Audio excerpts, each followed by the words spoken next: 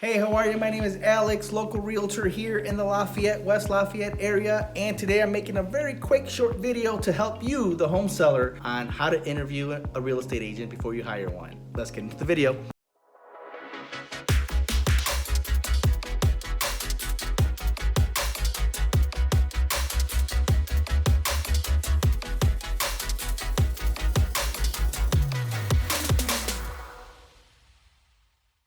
All right, guys, so again, I talk about this a lot only because I hear a lot from clients and or other coworkers and or other business professionals in the area when I network, and it's always the constant, how do I hire the right agent? And I think the consensus is that nobody knows how to interview for a real estate agent. Nobody knows what questions to ask.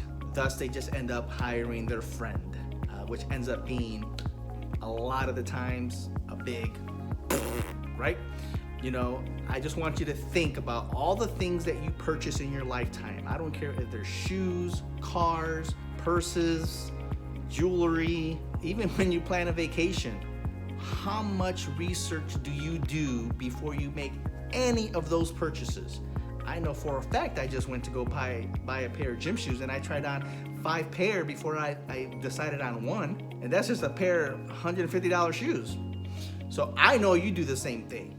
I know that even when you shop for a barbecue grill for for the house, you go to multiple places and you research them. I know that for a fact.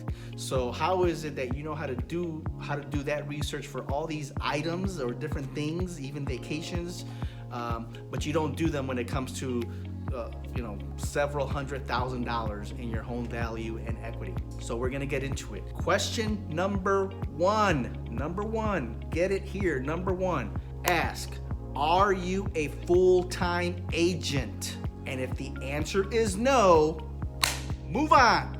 Simple as that. If they're not a full-time agent, how can you expect them to work on your file full-time? How do you expect them to have full knowledge of the ever-revolving market and their trends? And how do you expect them to have full knowledge of all the contractual lingo and law and documents that change every year? How does that happen? Question number 2 to be asked, how are you going to market my home? And when they say it's gonna be on Zillow, that's a red flag. And when they say I'm gonna do an open house or 2, that's red flag number 2. Guys, pay attention. These are things that are free. It doesn't cost them anything. Once they put it in the MLS, the syndication takes over and the feed goes out to realtor.com and Zillow, and those people are gonna see it. But you think that everyone goes to Zillow and realtor.com when they shop for a home? Do your research. Zillow has 27% market share. It's a lot, but guess what? Where's the other 70 plus? So not everyone goes to Zillow, not everyone goes to realtor.com, not everyone goes to Redfin, not everyone goes to all these blockbuster places, okay? There's a lot of local marketing that happens, and it really depends on the property too, right? Again, understanding the market and understanding what kind of marketing needs to happen on any particular property. But anyway, I'm not gonna get deep into that, but ask that question. And when they don't have an answer for you, when they don't have any thoughts, any ideas, probably they don't even have the business structure to market your property, right? I mean, if you see the deer in headlights looks and all they do is say MLS, open house, Zillow, move on, right? It's just that simple. And if you have a 500,000 plus home, you better have some marketing behind it, because if not, be prepared for it to sit on the market for 6 months, unless you get extremely lucky, which again, do you want to focus on being lucky or focus on having a strategy, right? So question number 1, are you a full-time agent? Question number 2, how are you going to market my home? Number 3, last one for this video is, what is the pricing strategy? Mr. Full-Time Realtor, how do you come up with my home value? Why do you say that my home is worth $700,000 in this example? Show me the comps. What takes us there? Because as a home seller, there's no way for you to know. It's just impossible. It's not gonna happen. You're not gonna know. You can go to Zillow, I don't care where you go. You're not gonna know what your home is worth. It's impossible.